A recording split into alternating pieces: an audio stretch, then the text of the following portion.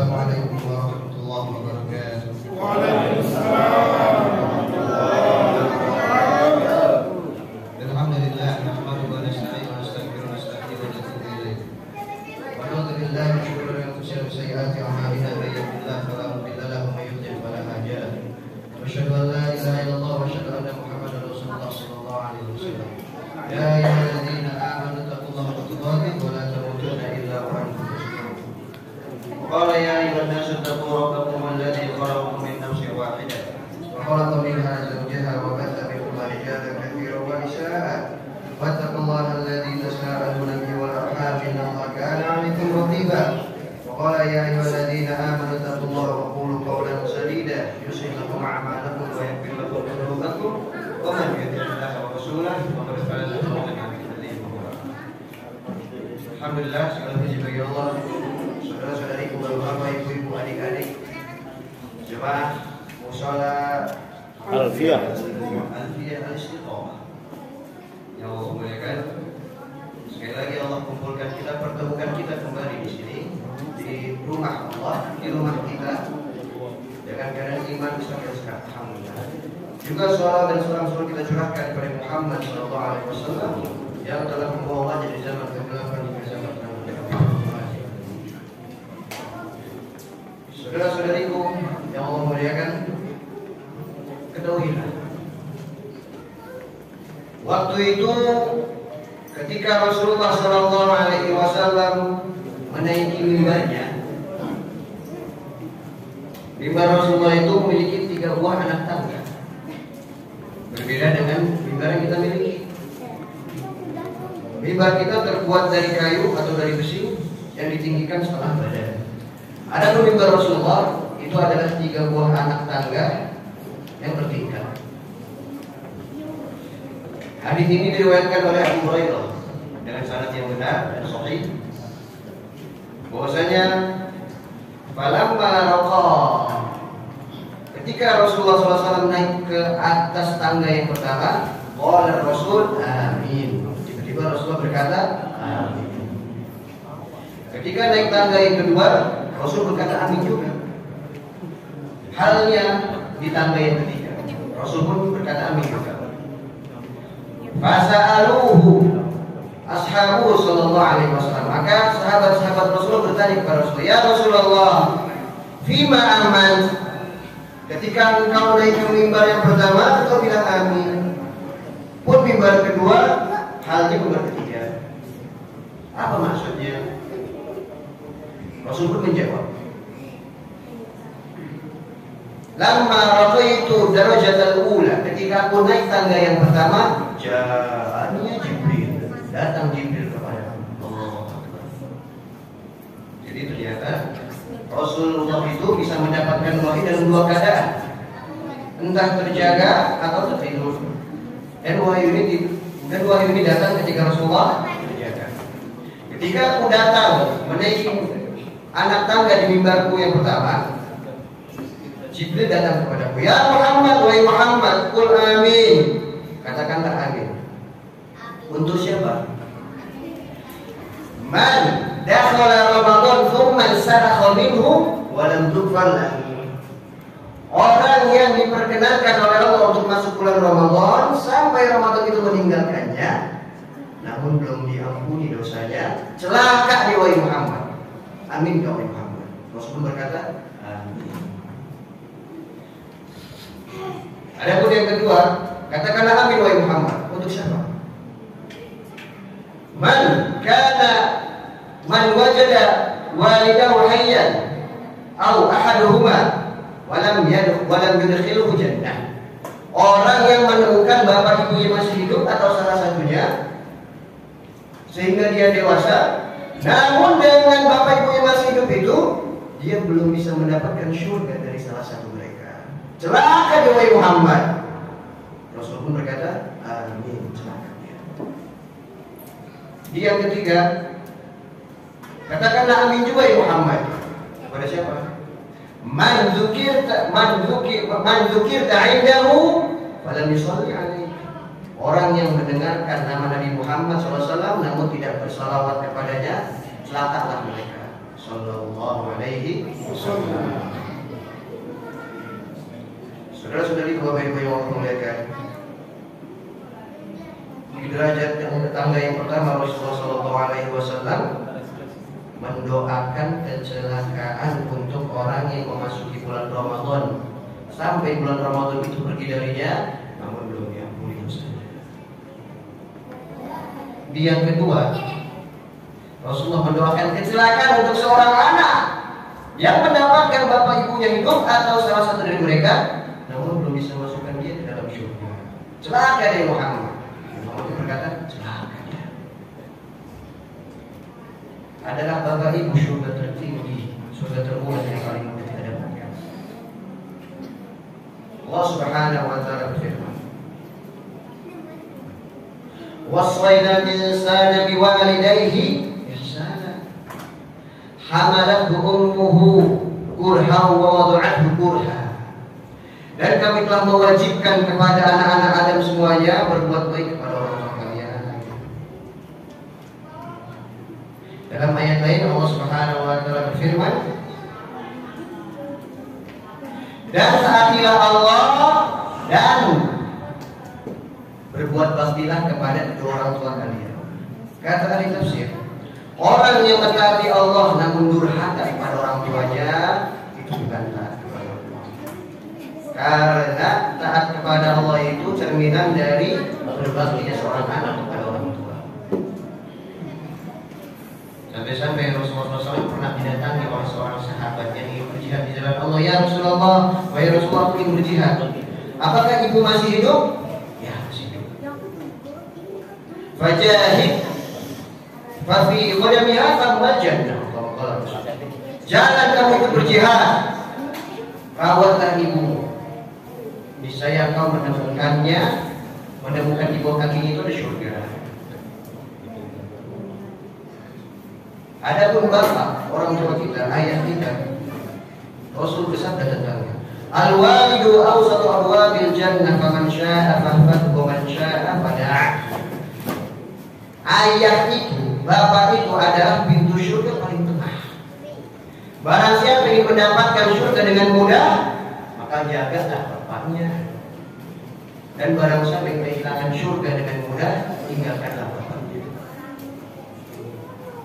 Di derajat yang ketiga, Rasulullah SAW mengaminkan untuk orang-orang yang mendengarkan nama Rasulullah namun tidak bersalawat kepadanya sallallahu alaihi wasallam.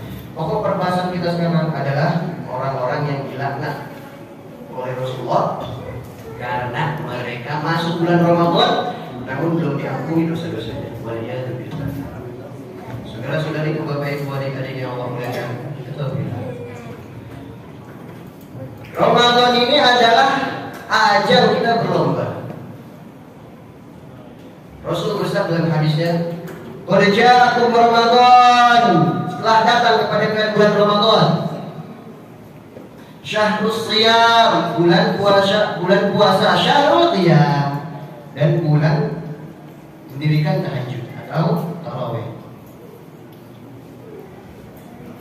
Syahrul Mubarak, bulan yang dipenuhi keberkahan di dalamnya. Faman hurima khairuhu faqad hurima khairu kullihi. Barang siapa yang tidak mendapatkan kebaikan di bulan Ramadan, sungguh dia tidak akan mendapatkan kebaikan di bulan-bulan yang lain. Al-Hafidz Al-Imam Ibnu Rajab Al-Hambali dalam kitabnya Lataiful Ma'arif membawa hadis ini, dan beliau mengatakan bahwasanya, ketahuilah, di bulan Ramadan itu segala kebaikan dipermudah oleh Allah.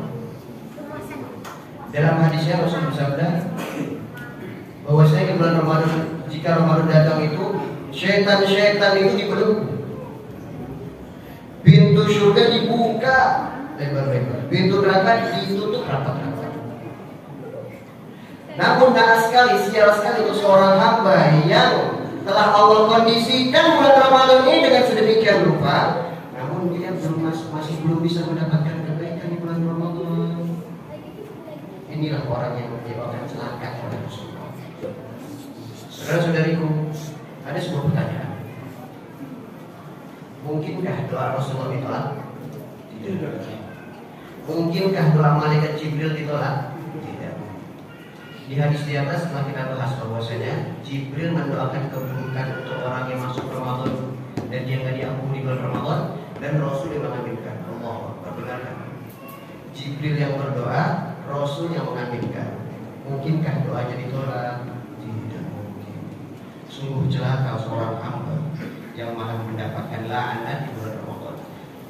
Kebanyakan dari kita hanya memandang Ramadan dari sisi sebelah saja.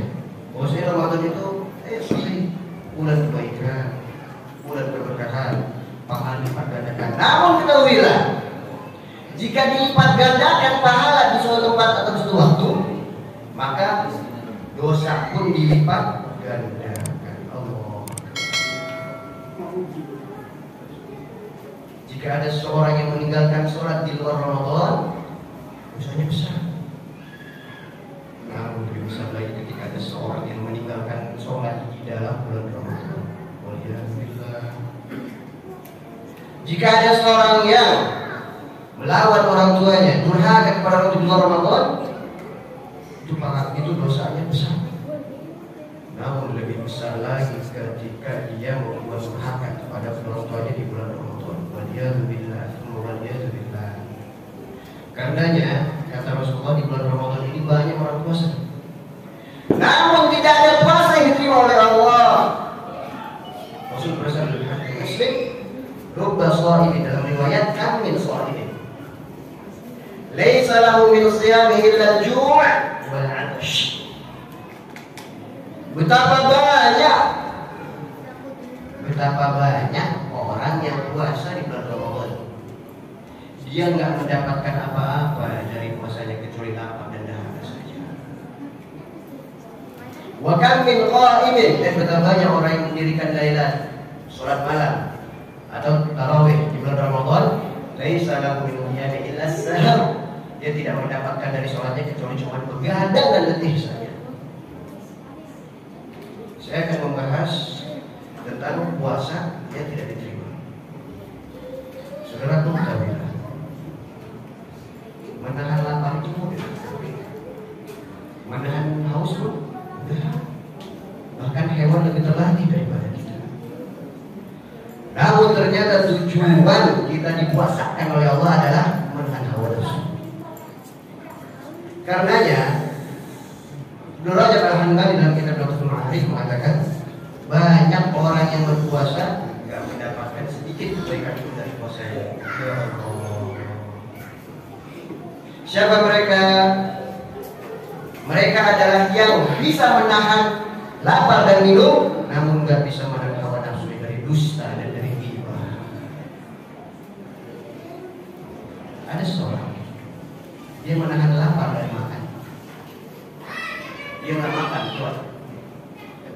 Dia lagi puasa, namun ternyata dia sedang makan bangkai saudaranya. Dia nggak makan makanan yang lezat, makan makanan yang thayyib, halal kan. Namun dia malah makan daging bangkai saudaranya. Siapa mereka? Orang yang melakukan ghibah.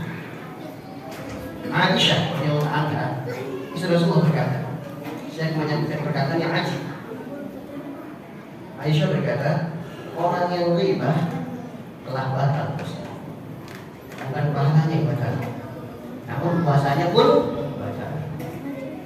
Namun tentu yang lebih kuat adalah orang yang melakukan ghibah, itu pahala puasanya hilang. Karena ya Jabir bin Abdullah berkata, idza sumta, jika kamu melakukan puasa, falyasum sam'uka wa basaruka wa lisanuka, maka puasakanlah juga mata, telinga dan semua anggota tubuhmu. Anil kadhibi wal ma'alim, dari segala kedustaan, ghibah, dan sesuatu yang diharamkan oleh Allah. Wada adal jar, dan jangan sakiti tetangga atau orang lain. Wal yakun 'alaika sakinatun wa waqar, ketika engkau puasa tenang dan damailah. Dan bedakanlah antara hari puasamu dengan hari tidak puasamu. Orang itu banyak berhasil Pak untuk menahan lapar dan dahaga, namun banyak orang yang gagal menahan hawa nafsu.